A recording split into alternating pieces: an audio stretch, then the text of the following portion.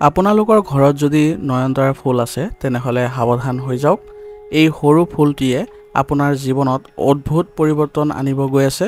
কিমান ভাল কিমান বেয়া আজি এই ভিডিওটো সম্পূৰ্ণকৈ চালে আপোনালোকে গম পাব। আপোনালোকৰ ঘৰত লক্ষ্মীৰ ছায়া পৰিছে নে অলক্ষ্মীৰ ছায়া পৰিছে সেই বিষয়ে আপোনালোকে ভালদৰে অৱগত হ'ব পাৰিব। নয়নতৰা ফুলৰ চমৎকাৰী সৌন্দৰ্যৰ বাবে বহু ঘৰত ৰোৱা হয়, কিন্তু প্ৰাচীন বাস্তুশাস্ত্ৰ আৰু তান্ত্ৰিক শাস্ত্ৰত এই ফুলৰ বিষয়ে কিছু গুপ্ত কথা আছে যি সকলোৱে নাজানে। ইয়াৰ উপস্থিতি আপোনাৰ ঘৰলৈ ধন সম্পদ শান্তি আনিব পাৰে, কিন্তু ভুল স্থানত ৰখা বা ভুল ব্যৱহাৰে বিপদো আনিব পাৰে। গতিকে অলপ সাৱধানতা আমি অৱলম্বন কৰিবই লাগিব। এই ফুল যদি আপোনালোকে পূব দিশত ৰোপণ কৰে বা ৰখা হয় তেনেহলে ঘৰত ধন সম্পত্তি বৃদ্ধি পায় আৰু অৰ্থৰ প্ৰৱাহ বৃদ্ধি পায়। আয়ুৰ্বেদত এই ফুলৰ কিছু অংশ উচ্চ ৰক্তচাপ ডায়েবেটিছ নিয়ন্ত্ৰণত সাহায্য কৰে, শান্তি আৰু ধৈৰ্য বজাই ৰখাত গুৰুত্বপূৰ্ণ অৱদান আগবঢ়ায়। বগা নয়নতৰা ফুল বা ৰঙা নয়নতৰা ফুলে সেইবাবে ঘৰৰ ধৈৰ্য আৰু সুসম্পৰ্ক বজাই ৰাখে বুলি বিশ্বাস কৰা হয়। কিন্তু কিছুমান বেয়া প্ৰভাৱো আছে, তাৰ বিষয়ে আপোনালোকে ভালদৰে জানিব লাগে।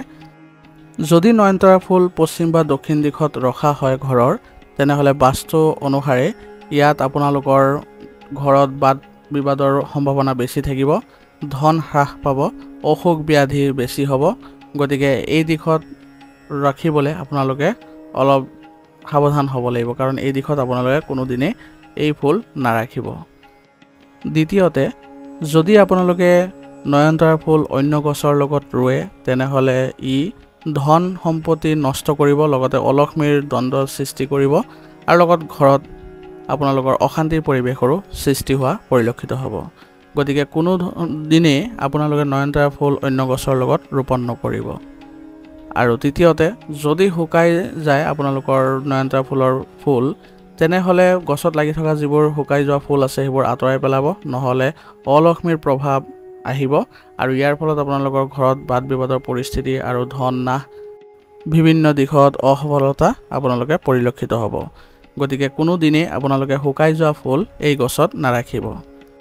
গতিকে যদি এই গছৰ আপোনালোকে সুফল পাব বিচাৰে বা আপোনাৰ ঘৰত মংগল হওক, ধন সম্পত্তিৰ কোনোদিনে অভাৱ নঘটক, তেনেহলে এই ফুল আপোনালোকে সদায় উত্তৰ পূব বা পূব দিশত ৰাখিবলৈ যত্ন কৰিব। ইয়াৰ পৰা আপোনালোকে বহুতো আপোনালোকৰ ভাগ্য পৰিৱৰ্তন কৰিব পাৰিব আৰু লগতে আপোনালোকৰ গ্ৰহৰ দোষ নাশ হ'ব আৰু গৃহস্থৰ ধন শান্তি সম্পূৰ্ণ ঘূৰি আহিব। যদি আপোনালোকে দক্ষিণ দিশত বা পশ্চিম দিশত ৰুৱে তেনেহলে আপোনালোকৰ ঘৰত চুৰি কাৰ্য হোৱাৰ সম্ভাৱনা থাকিব, পৰিয়ালত অসুখ বিসুখ বেছি হ'ব আৰু কোনোদিনে আপোনালোকৰ উন্নত নহ'ব। যিমানেই আপোনালোকে আয় কৰক সিমানেই আপোনালোকৰ ব্যয়ৰ মাত্ৰা বেছি হৈ যাব। সেইবাবে সদায় মনত ৰাখিব যে নয়নতৰা ফুল সদায় পূব দিশত অথবা উত্তৰ পূব দিশত ৰোপণ কৰিবলৈ।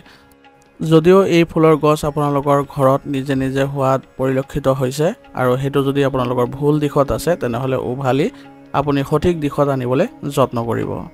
ইয়াৰ সৰ্বশ্ৰেষ্ঠ দিশটো হৈছে উত্তৰ পূব বা পূব দিশ, মই আগতে কৈছোঁ।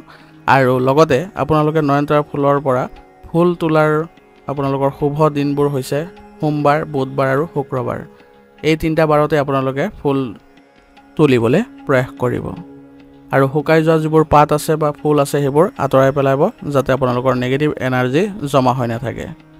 আৰু সদায় আপোনালোকে ওম লক্ষ্মীয়ে নম উচ্চাৰণ কৰি আপোনালোকৰ এই গছজোপাত জল দিবলৈ চেষ্টা কৰিব। তেতিয়া দেখিব আপোনালোকৰ চাৰিওফালে ভাল পৰিৱেশৰ সৃষ্টি হৈছে। ধন্যবাদ। যদি ভিডিওটো ভাল লাগিছে ভিডিওটো লাইক কৰিব, চেনেলত যদি নতুন আহিছে চেনেলটো ছাবস্ক্ৰাইব কৰি ল'ব এনেধৰণৰ ভিডিঅ'বোৰ পাই থাকিবলৈ, আৰু কমেণ্টত জনাব আপোনালোকৰ ঘৰৰ সঠিক দিশত আছে নে ভুল দিশত আছে এই গছজোপা নিশ্চয়কৈ জনাব। আৰু কমেণ্টত ওম লক্ষ্মীয়ে নমঃ লিখিবলৈ নাপাহৰিব।